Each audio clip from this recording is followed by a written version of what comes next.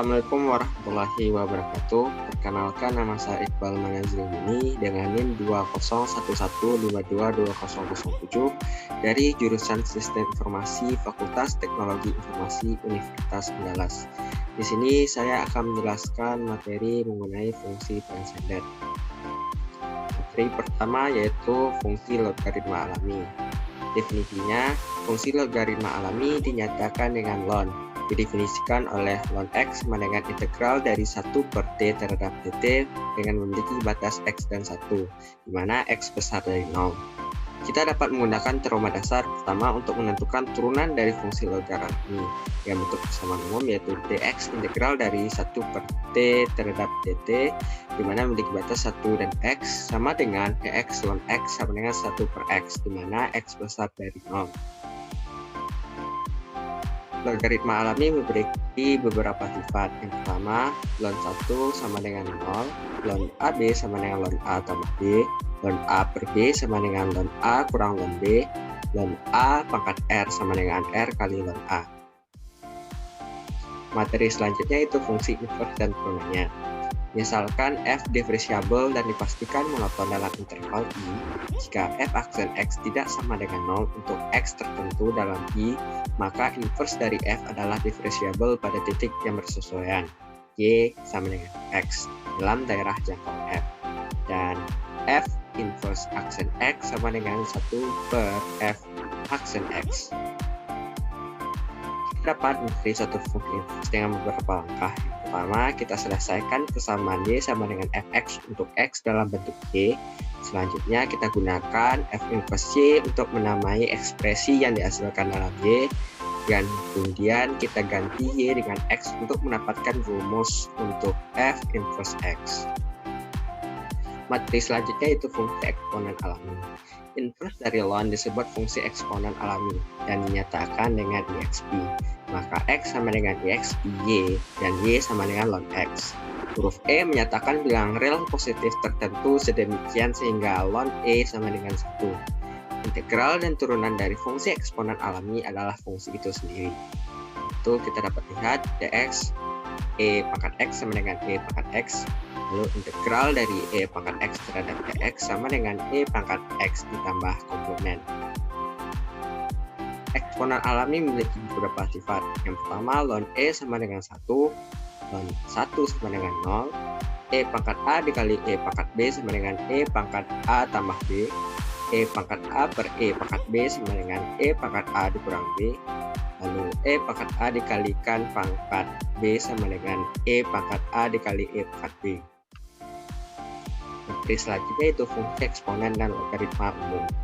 Definisinya, untuk a besar dari 0 dan sembarang bilangan real x, maka a pangkat x sama dengan e pangkat x ln a.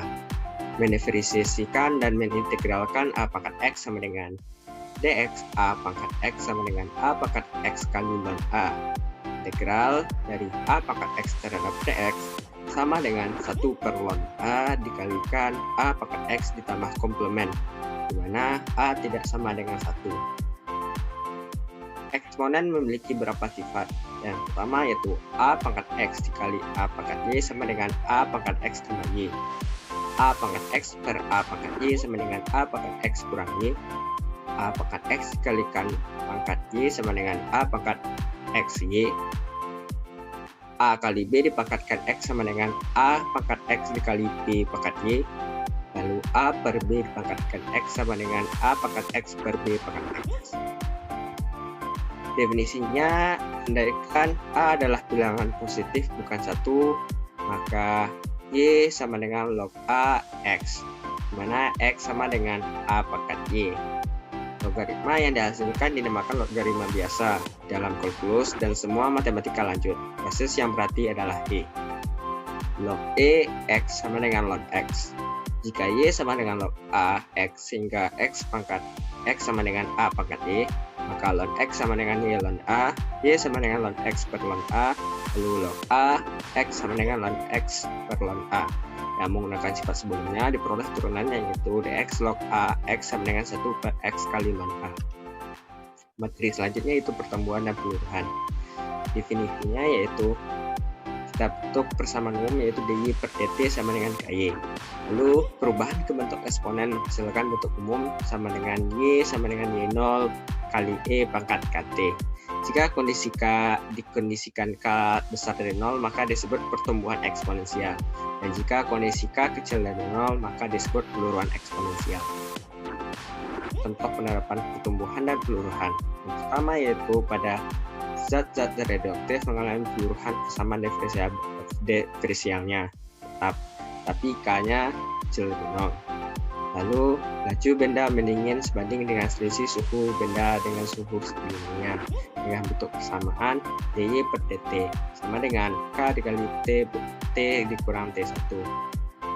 Lalu pada bunga berjemuk dapat dicari dengan AT sama dengan A0 dikali 1 tambah R per N dipangkatkan NT. Selanjutnya itu persamaan diferensial orde pertama. Persamaan diferensial linear orde pertama dapat kita lihat dengan bentuk persamaan dy per dx tambah pxy sama dengan qx. Untuk menyelesaikan persamaan linear orde pertama, kita menghasilkan kedua sisi dengan faktor integrasi e pangkat integral px terhadap dx, sehingga penyelesaian umumnya adalah y sama dengan e pangkat negatif integral px terhadap dx kali integral qx e pangkat integral px terhadap px x. Selanjutnya itu aprotsigma untuk persamaan diferensial. Kita menggunakan metode Euler untuk menghitung persamaan diferensial melalui taksiran langsung dari xi diberi turunan pertama. Untuk mengaprosima penyelesaian persamaan diferensial y aksen x sama dengan fx, y dengan syarat awal y sama dengan x0 sama dengan y0. Pilih ukuran langkah h dan ulangi langkah berikut dengan n1, 2, dan selanjutnya. Pertama kita tetapkan xn sama dengan xn kurang 1 ditambah h, dan lalu tetapkan yn sama dengan yn kurang 1 ditambah h f xn kurang 1, yn kurang 1. Tulisannya itu fungsi input trigonometri dan turunannya. Kita dapat melihat xsin sama dengan y sin, lalu x cos inverse y sama dengan y cos, x tan inverse y sama dengan y tan x sama dengan secant inverse y sama dengan y secant x.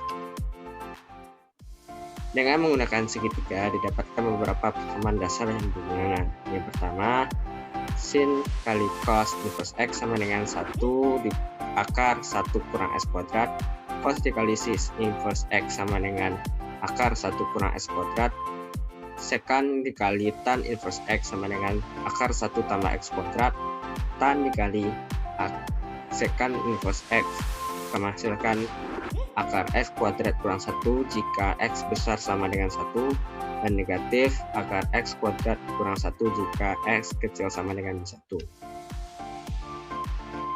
Peranan inverse trigonometri. Dx sin inverse x sama dengan 1 per akar 1 kurang x kuadrat, dx cos inverse x sama dengan min 1 per akar 1 kurang x kuadrat, lalu dx tan inverse x sama dengan 1 per 1 tambah x kuadrat, dan terakhir dx secant inverse x sama dengan 1 per nilai mutlak x kali akar x kuadrat kurang 1.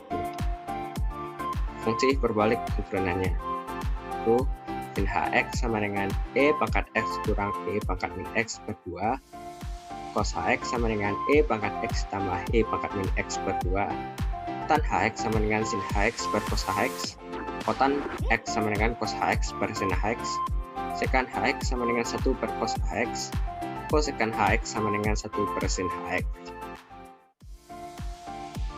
Selanjutnya untuk turunannya, dx sin hx sama dengan cos hx, dx cos hx sama dengan min sin hx, dx tan hx sama dengan secant hx, dx kotan hx sama dengan min cosecant hx, dx secant hx sama dengan min secant hx kali tan hx, lalu dx cosecant hx sama dengan min cosecant hx kali kotan hx. Mungkin sekian penjelasan dari saya. Jika ada kekurangan saya mohon maaf. Saya akhiri. Assalamualaikum warahmatullahi wabarakatuh.